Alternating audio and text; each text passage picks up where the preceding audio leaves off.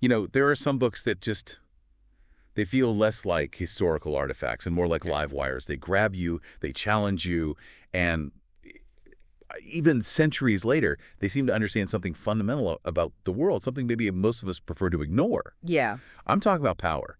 And maybe no book has done this or, unsettled us quite like Niccolò Machiavelli's The Prince. It's definitely a book that people react to.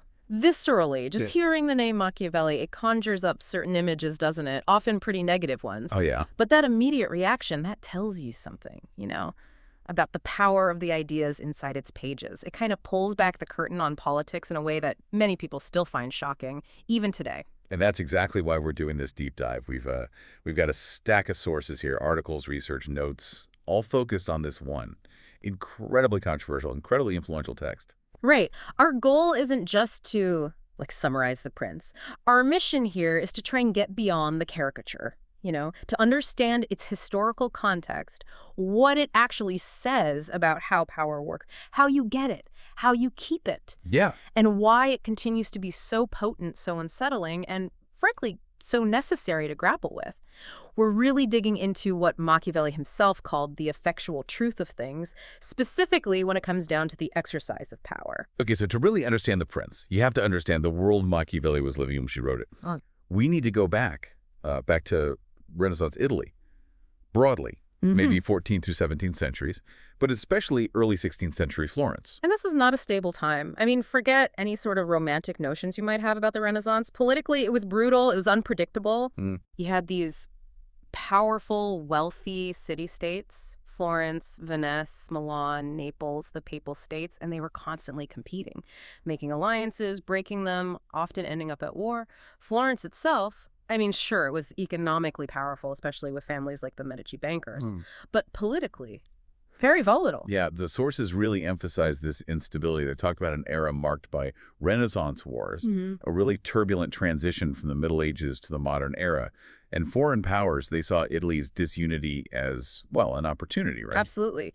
That French invasion, Charles VIII, in 1494-95, Machiavelli later wrote about how they basically took Italy with a piece of chalk. Meaning with incredible ease. They just marched through and marked the doors of houses where their troops would stay. It was a huge wake-up call for Italians about just how vulnerable they were. Wow. So survival wasn't about ideals then? Not really. Survival wasn't about divine right or ancient tradition nearly as much as it was about pragmatic power. Military strength, cunning, adaptability. It was a very practical, often ruthless environment. And Machiavelli saw this firsthand. Oh, yeah. He wasn't just an armchair philosopher. He served the Florentine Republic for 14 years, 1498 to 1512. High-level official, involved in diplomacy, military stuff. He saw governments rise and fall, dealt with foreign powers, witnessed the complex and often brutal realities of Renaissance politics right up close. But then things changed for him personally. Big time. In 1512, the Medici family, who'd been kicked out of Florence earlier, they came back. Backed by Spanish sources, the Republic collapsed, and Machiavelli, well, he'd served the Republic, suddenly he's on the wrong side. Ouch. Yeah. Dismissed from office, briefly imprisoned, even tortured, and then exiled. Sent out to his small farm just outside Florence. And it's during this time, this sort of forced downtime, that he writes The Prince, around 1513. Exactly. And our sources really highlight his personal situation. He wanted back in. He desired political reentry, wanted to show the new Medici rulers, hey, I still understand how this game works. I can be useful. So the book wasn't just like abstract political theory. It had a very specific, immediate goal. Absolutely. He presents the manuscript, or at least a version of it, to Lorenzo de' Medici, the Duke of Urbino, who was effectively running Florence for the Pope, his uncle. The dedication is right there in the book. So it's kind of like a very elaborate job application. Yeah. Or maybe proof of expertise. You could see it that way. It was written in that sort of humanistic style, popular then, using examples from ancient history alongside modern ones. It was meant as a practical guide, really. An instruction manual for a prince specifically. A new prince trying to navigate these incredibly unstable times on how to get power and, crucially, how to keep it. The title itself, The Prince, or De Principatibus, makes that focus clear, especially on new rulers. Yes, because that's where the real difficulty lay. And the sources point out this whole approach was a stark contrast to the political theories common in the medieval period. How so? Well, medieval political thought often focused on how rulers should act, based on Christian morality, divine law, the ideal prince. Right, the virtuous ruler. Exactly, and Machiavelli just consciously turned away from that. His focus, the really controversial core of the book, is on what happens in fact. La verità effettuale della cosa. He says explicitly he's not interested in writing about fantasies about rulers or imagined republics that never actually existed. He wanted to describe politics as he actually saw it. Raw, unsentimental. Precisely. And that's why it was so shocking, so controversial right from the start. It's where we get the term Machiavellian, isn't it? Yeah, instantly makes you think of cunning, amorality, manipulation. Exactly. The term quickly became shorthand for ruthless, self-serving political maneuvering, though, some sources argue maybe it should just mean political realist, someone who sees things as they are. The interpretation has certainly been debated ever since, hasn't it? Some readers saw it, very literally, as an instruction manual for tyrants. How to be ruthless effectively. Definitely. But then you have others, like Rousseau, much later, who suggested there was a hidden aim. I shouldn't aim, like what? Like, maybe the prince was actually a kind of subtle critique, maybe even satire.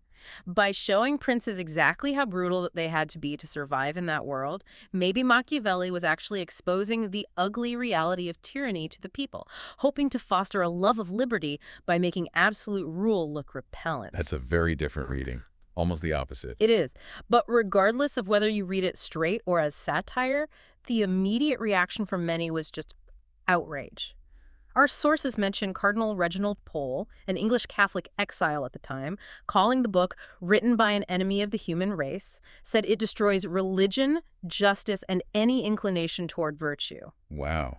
That tells you how deeply it cut against the grain of prevailing thought. Absolutely. It basically argued that the rules of personal morality, they don't always apply in the high-stakes game of statecraft. The survival of the state becomes the paramount concern, potentially overriding everything else. Okay, so let's park the controversy for a second and dig into the actual substance. Machiavelli starts by categorizing the different kinds of states, right? Principalities. Right. He breaks it down. First, you've got hereditary principalities. Power is just inherited. These are relatively easy to maintain, he says, for a natural prince, as long as they don't completely screw things up and upset established customs. Okay, simple enough. Then there are mixed principalities. These are like additions to an existing state. You conquer a new territory and add it to your old one. These present their own challenges. Then finally, and this is his main focus, there are completely new principalities. States acquired by someone who was previously just a private individual, maybe, and now suddenly finds themselves the ruler. and you said his primary focus, especially in those early chapters like 1 through 9 or maybe 11 is on these new ones. Why the emphasis there? Because they're the hardest. Hardest to acquire, maybe, but definitely the hardest to hold on to. Think about it. A new prince doesn't have the legitimacy of tradition, doesn't have established customs working for him, doesn't have that ingrained loyalty that a hereditary ruler often inherits. He has to build everything from scratch against resistance. Exactly. Yeah. Which leads him directly into discussing the different ways a prince can actually acquire these new states. He talks about relying on the arms of others or by one's own, either through fortune or through virtue. Okay, fortune and virtue. We're skill. Right, virtue. Yeah. And relying on others' armies versus your own. Let's break down those acquisition methods. What about getting power through Fortuna, through fortune? Right, Fortuna. This is when you gain a state mainly through luck, favorable circumstances, maybe the backing of powerful people who just decide to elevate you. The sources highlight that those who become princes solely by fortune often do so with little trouble. The actual moment of acquisition might seem easy. But there's always a but with Machiavelli, isn't there? Chuckles, usually. The difficulty comes after you've got the power.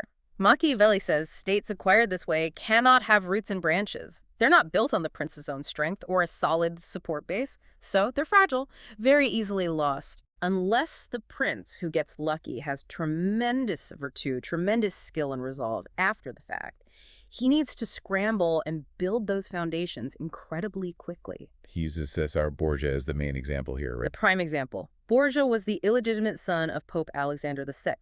He rose to incredible power in central Italy, mostly because of his father's influence and resources, that's the Fortuna. But his power just crumbled incredibly fast after his father unexpectedly died. Even though Borgia himself had shown significant virtue, a lot of skill and ruthlessness in trying to consolidate his power. His luck ran out. His luck ran out, and his virtue, while impressive, just wasn't enough to overcome that massive shift in fortune. Okay, so that's fortune. What about acquiring power through virtue through skill and ability. This is the flip side. Acquiring a state through your own strength, your own capabilities, planning, courage, resolve. These princes, Machiavelli says, face great difficulty in the acquisition itself. They often have to fight for it, impose new laws, overcome strong resistance. It's hard work getting there. But once they're in power, It's much easier to maintain it because the foundations are theirs. They built the state through their own efforts, established their authority directly. It's more stable. he also talks about acquiring power through less savory means, through crime. Yes. Chapter 8. He looks at those who rise through outright wickedness or intolerable violence. He gives ancient examples like Agathocles the Sicilian and a more contemporary one, Oliverado de Fermo. Alvarado. What was his story again? Oliverado basically invited his uncle who ruled Fermo and all the leading citizens to a big banquet. Then, at a signal, his soldiers rushed in and massacred them all. He seized control just like that. Charming. Does Machiavelli actually endorse this? While he acknowledges it can work, at least initially, it can make a prince secure and feared, like Oliverado was for a short time, but it's tricky. Machiavelli talks about cruelty being badly used or well used. Well-used cruelty. How does that work? Well used, cruelty is applied decisively, maybe harshly, but all at once, right at the beginning, out of necessity to secure your power, and then you stop. You don't keep doing it. Badly used cruelty is when it's hesitant, maybe increases over time, or is applied randomly. That just breeds hatred and instability. His analysis here is purely pragmatic. Does it help maintain the state? But even Oliverado didn't last, did he? Nope. Machiavelli notes he was eventually tricked and killed by Cesare Borgia. So even that path is incredibly risky. The point isn't the morality, it's the political effectiveness and the long-term stability, which extreme cruelty often undermines. Okay, one more method. Popular favor. Right, the civil principality he discusses in Chapter 9. This is when a private individual becomes prince with the support of his fellow citizens. Machiavelli says this depends less on pure virtù or pure fortuna and more on a kind of fortunate astuteness, being smart enough to ride the wave of popular feeling. And this relates to the internal dynamics of the city. Exactly. He sees these two different humors, these opposing desires in every city. The common people, their main desire is not to be commanded or oppressed by the nobles. Pretty simple. Okay. The nobles, on the other hand, their main desire is to command and to oppress the people. Much more ambitious and potentially disruptive. And a prince can rise by getting the support of either side. Yes, and the sources confirm Machiavelli's overall emphasis. The most reliable methods involve relying on your own virtue and your own arms. Depending on fortune or the arms of others, he calls those two very inconstant and unstable things, much harder to build lasting power that way. This really brings us back to the core concepts. Virtù and Fortuna. These seem absolutely central to his whole framework. They absolutely are. You can't understand the prince without grasping these two. Let's take Fortuna first. For Machiavelli, it's basically everything outside of human control. Luck, chance, fate, unexpected events, circumstances. The stuff that just happens to you. Pretty much. He famously compares it to a violent river. When it floods, it can just sweep away everything, destroy crops, buildings, lives. It's powerful, unpredictable. But he doesn't think we're completely helpless against it. No, and that's where virtue comes in. He argues that while you can't stop the river from flooding eventually during the calm times, you can build dikes and dams. You can prepare. You can take measures to channel the floodwaters, mitigate the damage when it comes. So virtue is that human capacity to prepare, to act decisively, to impose some order on chaos. Exactly. It's the ability to anticipate, to adapt, to act effectively, to counter or even harness the forces of Fortuna. And it's crucial to remember this isn't virtue in the moral sense, right? Like being good or pious. Not at all. That's probably the single biggest misunderstanding of Machiavelli. His virtue is a technical term. It's about political effectiveness. The sources define it as things like skill, strength, ability, resolve, ingenuity, prowess, even manliness, coming from the Latin virtus. So it's the skill set needed to succeed in the political arena. Yes. It's the capacity to navigate the challenges, to act decisively, to achieve your goals, especially getting and keeping state power. And crucially, this often requires actions that traditional morality would absolutely condemn. It's about seeking glory, maybe, or honor, but through effective action, even if that action is ruthless. Precisely. One source puts it bluntly. Virtue's foundation isn't the common good, it's the natural desire of each to acquire wealth and glory. It's grounded in political necessity and achieving results in a dangerous world. Virtue is that human energy, that skill applied to resist or sometimes even exploit Fortuna. He seems to think the main challenge is human nature itself, though, our inability to change. Yeah, he sees a big problem in the fixity of different human natures. People tend to be wired a certain way, he thinks, and they struggle to adapt their behavior when circumstances change. This makes them liable to changes of fortune.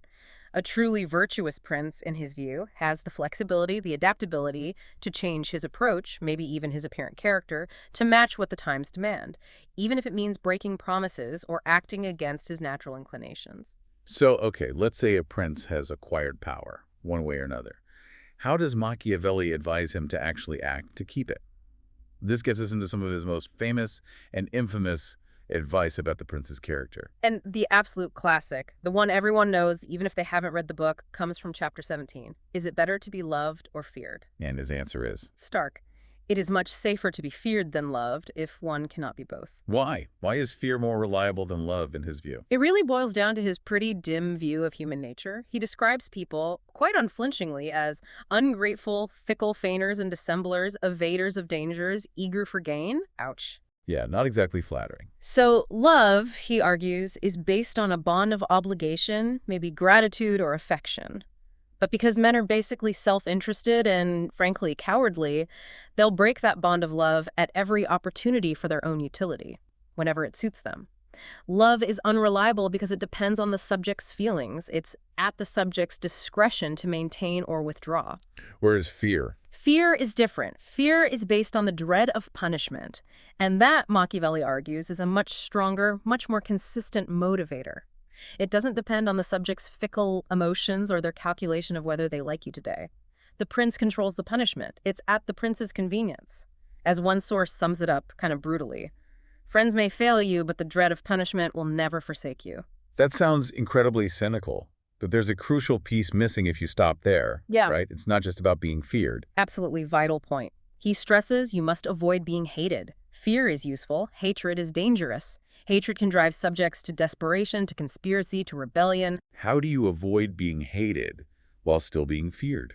His key advice is, keep your hands off your subjects' property and their women. Don't mess with their families or take their stuff. His famous line here is unforgettable. Men forget the death of a father more quickly than the loss of a patrimony. Wow, that's cold. It is. But his point is practical. Taking people's property, interfering arbitrarily in their lives, that generates deep, lasting resentment and hatred. Applying necessary punishment to maintain order. That generates fear, which is useful, but not necessarily hatred, especially if people see it as somewhat predictable or justified by the need for security. So fear keeps them in line, but avoiding hatred prevents them from actively wanting to overthrow you. He uses the example of Emperor Severus. Yes, the Roman emperor. Severus was known for being fierce, even cruel. But Machiavelli praises him because, despite this, Severus managed to be feared and revered by his army, and crucially, not hated by them. Severus used his strong, even ruthless reputation, his virtù, to maintain discipline and command respect. This fearsome reputation actually protected him from the hatred that his robberies, meaning perhaps how he funded his power or dealt with opponents, might otherwise have caused. It's about the calculated use of necessary severity, carefully balanced to avoid tipping over into genuine, widespread hatred. This idea of balancing different qualities ties into another famous analogy, doesn't it? The lion and the fox. Yes, from chapter 18, Essential Machiavelli. He says a prince needs to know how to act like both a fierce lion and a very astute fox. Why both? Because the lion is powerful. It can frighten off the wolves representing enemies who rely on brute force. But the lion isn't very smart. It can easily fall into traps. Okay. The fox, on the other hand, is cunning. It's smart enough to recognize traps and avoid them, but the fox is weak. It can't defend itself against the wolves. So the prince needs the lion's strength to use force when needed, but also the fox's cunning to recognize deception, use it himself, and avoid being tricked. Exactly. It perfectly illustrates the need to use both force and fraud, depending on the situation. Machiavelli doesn't shy away from this. He explicitly states that the princes who have achieved great things have done them by deceit and betrayal. And again, the justification comes back to his view of human nature and political reality. Pretty much. Since men are fundamentally unreliable and won't keep their promises to you if it becomes inconvenient, he argues, you are under no obligation to keep your promises to them when circumstances change or necessity demands otherwise. Trying to be honorable and keep your word when others won't is just naive and dangerous for a ruler. The ability to adapt, to break faith when necessary, to be the fox, is a vital part of political virtue. This leads right into his advice about appearance versus reality, how a prince should present himself. Yeah, this is another really controversial part. He makes a sharp distinction between actually possessing certain good qualities and merely seeming to possess them.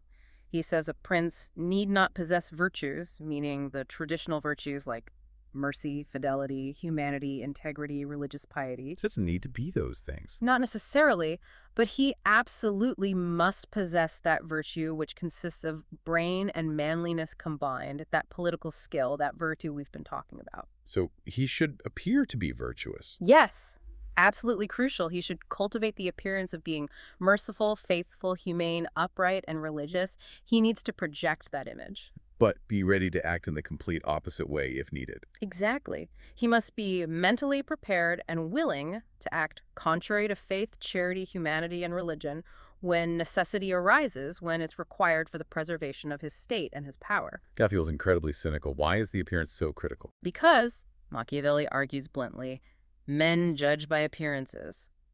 Most people, the vulgar, don't get close enough to see the prince's true character or motives. They only see the results of his actions and how those actions are presented publicly. And crucially, when one judges by appearances, one looks to the end. Meaning, if you succeed. If you succeed, if you win and maintain a state, then the means you used to get there will always be judged honorable by the majority. Success retroactively justifies the methods in the eyes of the world. This sounds like the origin of that phrase, the ends justified the means, doesn't it? Even though he didn't literally write those words in The Prince. That's right, the exact phrase isn't in The Prince, but the sources are clear. The concept is absolutely applicable to Machiavelli's philosophy. He lays out the logic very clearly. Actions, even ones that seem reprehensible in themselves, are ultimately judged by their consequences. If the outcome is good specifically, if it secures the state, then the actions are effectively justified by that positive result. He mentions Romulus killing Remus in his other writings. Yes, in the Discourses on Livy, he uses Romulus killing his brother Remus as an example. A terrible act, fratricide. But it was necessary, Machiavelli argues, to found Rome and establish sole authority. Since the effect the founding of Rome was good, it always justifies the action, even a reprehensible one. So it's not like he's saying, go be evil all the time. It's more like, be prepared to do what's necessary, even if it's morally questionable, when it's necessary for the state's survival. Exactly. It's not an endorsement of evil for its own sake. It's a pragmatic argument rooted in the belief that the primary responsibility of a prince is the preservation and stability of the state. And achieving that end sometimes means that traditional morality forbids. It's results-oriented politics. Okay, moving beyond the prince's character and tactics, Machiavelli puts huge emphasis on the physical basis of power, the military. Massive emphasis. His arguments about military affairs are some of the most forceful and uncompromising in the book. He is absolutely insistent a prince must rely on his own arms. And own arms means? Citizen soldiers. Or subjects armed by the prince. People who have a stake in the state, who are loyal to the prince and the territory. And this is directly contrasted with mercenaries and auxiliaries. Yes, he has nothing but scorn for mercenaries, hired soldiers who fight purely for pay. Why is he so vehemently against them? What's the problem? He calls them useless and dangerous. Why? Because their only motivation is money, a meager salary, which he says is not enough to make them want to die for you. They have no loyalty to the prince or the state. He describes them as disunited, ambitious, undisciplined, and disloyal. So when things get tough, when real fighting starts, they either flee or desert. They won't risk their lives for you. He blames Italy's weakness in his time largely on this reliance on mercenaries, doesn't he? He sees it as the root cause of Italy's present ruin. Remember that invasion by Charles VIII, taking Italy with a piece of chalk? Machiavelli saw that humiliation as a direct result of the Italian states relying on mercenary captains, condottieri, instead of building their own citizen armies. He framed it not as a theological sin, but as the sins of princes, a fundamental error in military policy. Okay, so mercenaries are out. What about auxiliaries? Those are armies loaned to you by another ruler, right? Are they any better? Marginally, perhaps, but still useless and dangerous, according to Machiavelli. They might be better fighters than mercenaries, but they pose a different threat. If they lose, you lose. If they win for you, you're then indebted to the ruler who sent them. You become dependent on them, potentially putting your own state at their mercy. They are a unified force loyal to someone else, operating within your territory. That's incredibly dangerous. He uses the biblical story of David refusing King Saul's armor to fight Goliath. David says he wants his own sling and his own knife. Machiavelli applies the lesson. The weapons of others slide off your back, weigh you down, or tie you up. They don't fit, they aren't yours, they make you vulnerable. So the message is absolutely clear. Real security, real state power depends entirely on having your own military force composed of your own people. Unquestionably. For Machiavelli, good armies are the principal foundations of all states. He even makes the bold claim that good laws cannot exist where there are no good armies. The implication is that military strength underpins everything else: domestic order, stability, the very possibility of good governance. But where you have good armies, good laws tend to follow. Which leads to his advice that the prince's main job is basically war. Or preparing for it. His main concern should be war, or the preparation thereof, not books. Which is, pretty ironic coming from a guy writing a book about how to be a prince. Yeah, just a bit. But his point is about the ruler's priorities. A prince needs to be constantly thinking about military matters, physically and intellectually. He should frequently hunt, not just for sport, but to learn the geography of his own lands, understand the terrain, keep physically fit, and he absolutely must study great military men from history, analyze their campaigns, figure out why they won or lost, learn strategy, imitate success, avoid failure. Be ready for trouble. Exactly. Be diligent in times of peace, will be ready in times of adversity. Don't get complacent. He even gets into the psychology of command, doesn't he? The need for a certain reputation with your own troops. Yes. He argues a prince actually needs a reputation for severity, even cruelty among his soldiers, to maintain discipline and unity, especially in diverse armies or during long campaigns. He points to Hannibal, the Carthaginian general who fought Rome. Hannibal's inhuman cruelty, Machiavelli says, alongside his other skills, Virtù, was essential in keeping his multi-ethnic army together and obedient for years while deep inside enemy territory. And he links the fall of Rome partly to moving away from citizen soldiers. Yes, he points to the Roman Empire's decision later on to start hiring Goths as mercenaries as a turning point, a sign of decline, a long-term consequence of abandoning reliance on their own arms. It really paints a picture of his time. Power wasn't abstract. It was grounded in the ability to wield force effectively. Absolutely. In Machiavelli's world, if you couldn't defend yourself militarily, you were basically finished. Someone stronger would eventually come along. Okay, so the prince has his own army. How should he handle the people he actually rules? Machiavelli makes a really important distinction here between the common people and the nobles, or the elite. This is fundamental to his understanding of internal politics. He sees those two different humors, those two opposed appetites, in every single city. Remind us what they are again. The common people, their basic desire is simply not to be commanded or oppressed by the nobles. They just want to be left alone, more or less, to live their lives without being pushed around by the powerful. And the nobles. Their basic desire is to command and to oppress the people. They want power, status, control over others. It's a much more active and potentially troublesome ambition from the prince's perspective. And these two forces are always in tension. Always. And how that tension plays out, he argues, determines the type of government you get: a principality, ruled by one; a republic, liberty, where the conflict is managed; or anarchy, license, where it spirals out of control. For a prince, understanding and managing this dynamic is absolutely crucial for staying in power, especially if he's a new prince. He argues it's generally better for a prince to have the support of the people than the nobles, right? Yes, he makes a strong case that a prince who comes to power with the help of the nobles actually has a harder time maintaining his position than one who rises with the support of the people. Why is that? Seems counterintuitive, maybe.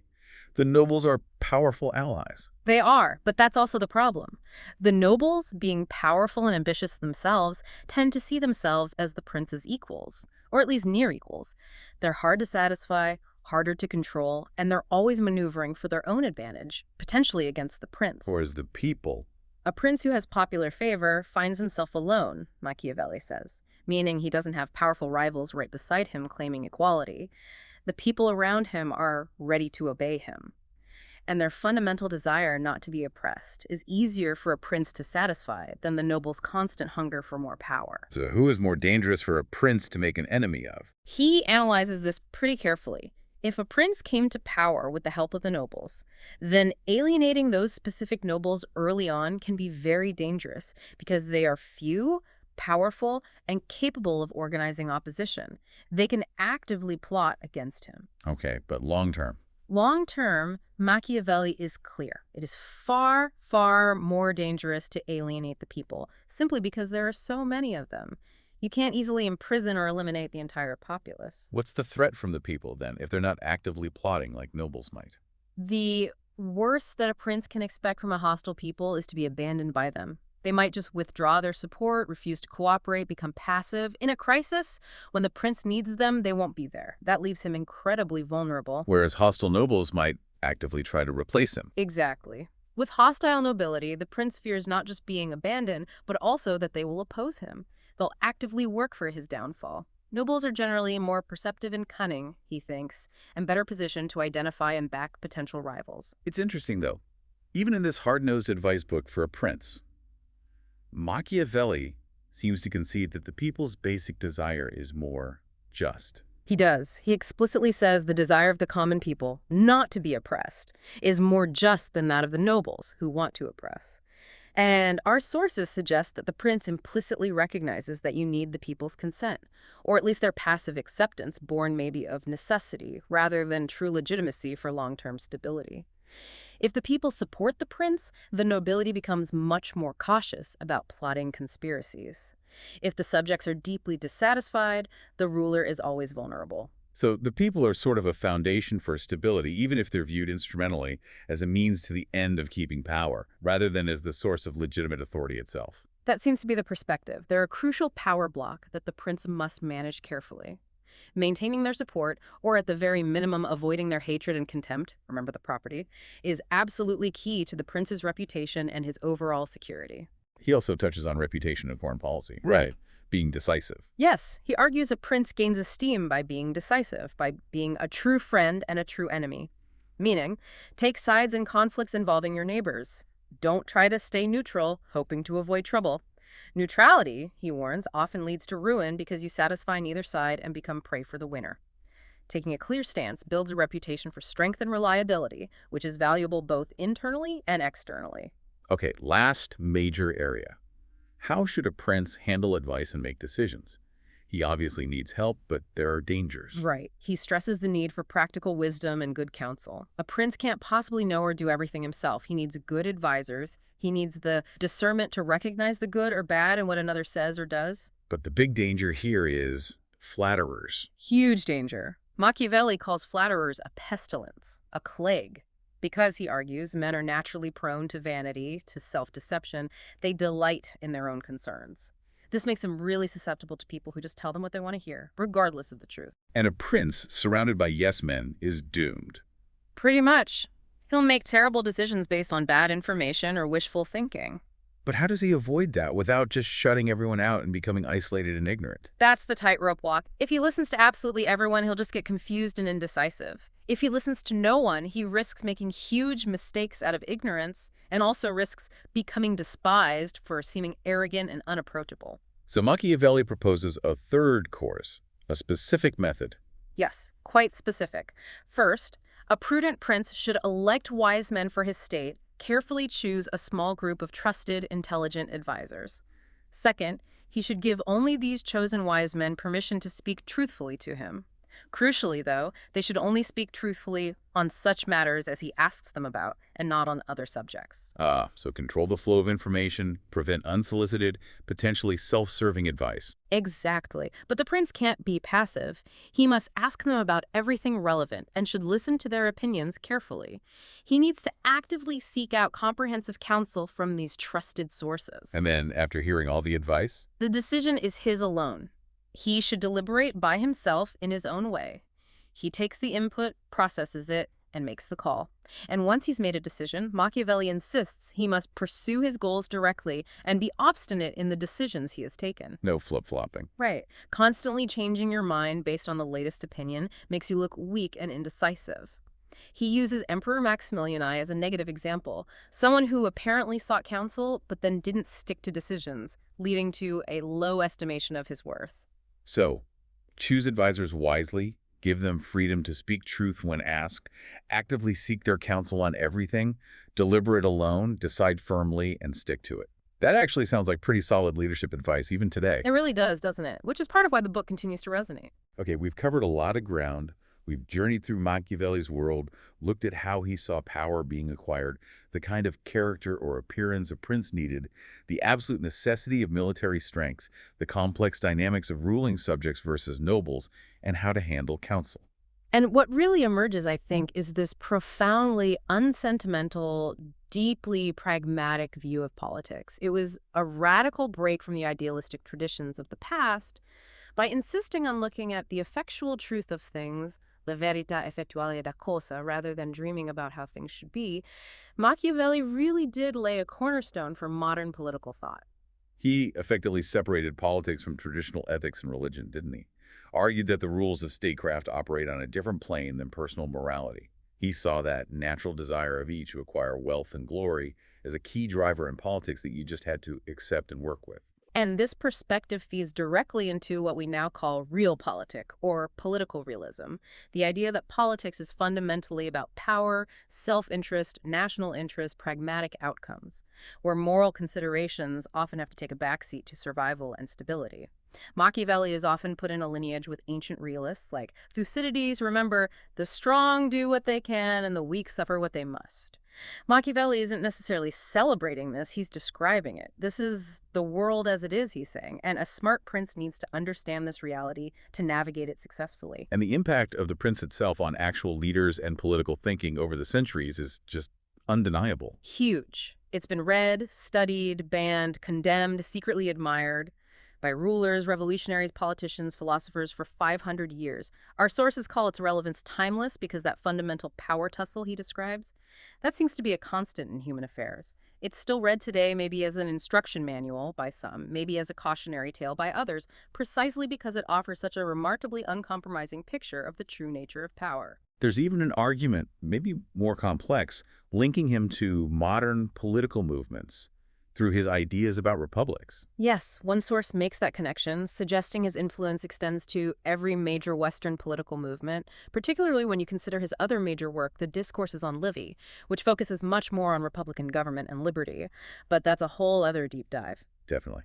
But focusing back on the prince, for all its sharp insights and practical advice, it still forces us, as modern readers, to confront some really uncomfortable ethical questions. Absolutely. That's the enduring dilemma, isn't it? Is Machiavelli truly a teacher of evil, as Cardinal Pole called him, an enemy of the human race? Or is he simply a brutally honest realist describing the unpleasant necessities of power in a dangerous world? Is he saying essentially that sometimes, if necessity arises, he should know how to follow evil, not because evil is good, but because the political situation demands it for the ultimate goal of preserving the state? It highlights that tension between the ruthless pragmatism needed for power, especially in the prince, and the maybe more idealistic Republican values you see in his discourses. Exactly. And trying to reconcile those different facets of his thought is part of what makes Machiavelli so endlessly fascinating, so challenging, and ultimately so important to keep reading and thinking about. So let's try to wrap up this deep dive, pull the main threads together. The Prince. It's a pragmatic, sometimes disturbingly brutal analysis of political power, written from exile, born out of the intense instability of Renaissance Italy. It argues relentlessly for the need for a prince to cultivate virtue, that political skill and resolve, to rely absolutely on his own military strength, his own arms, to act decisively, strategically, understanding of the often harsh realities of human nature, especially fear, love, and self-interest, to master the crucial difference between appearance and reality. And above all, perhaps, it stresses the need to avoid being hated by the people while using fear effectively, and to seek out wise counsel but always retain the final decision-making power. It's foundational because it dared to look at politics not as it ought to be, but as Machiavelli believed it actually was. Offering this unvarnished view of what it takes to get and keep power in a world that often seems indifferent to morality. And it remains relevant because, well, the fundamental forces in human behaviors he described, they haven't exactly gone away, have they? Not at all. Still very much at play. So here's maybe a final thought for you, the listener, to chew on as you watch power dynamics unfold in the world today. Machiavelli puts so much emphasis on human agency, on the prince's virtù, his ability to shape events, to impose order. But he's also constantly wrestling with the immense power of fortuna, luck, chance, uncontrollable circumstances. Think about Cesar Borgia again. The guy Machiavelli holds up as the great example of virtue in action. Borgia did almost everything right, according to Machiavelli's playbook. He was skilled, ruthless, decisive, consolidated power, eliminated rivals. He ticked all the boxes. He really did. Yet he ultimately failed. His power collapsed almost overnight. Why? Because of pure Fortuna. His father, the Pope, died suddenly, unexpectedly, and at that exact same critical moment, Borgia himself was desperately ill, just sheer bad luck hitting at the worst possible time. So does Borgia's fate suggest that even the most brilliant, most ruthless, most realistic application of virtue is ultimately fragile? That it can be completely undone by forces outside our control? Does Machiavelli's own realism, as maybe some sources hint, contain this idea that it's somehow doomed never really to flourish completely because fortune always gets the last laugh? Or does it simply teach a harder lesson, that the exercise of power is always a struggle, a constant, difficult fight against unpredictable circumstances, where virtue is absolutely essential, you can't succeed without it, but it's never ever a guarantee? Maybe that's the ultimate realist message. Something to think about. Keep that tension in mind. The power of human action versus the power of circumstance. Keep watching the world and see where you spot the lessons and maybe the limits of the prince still playing out today.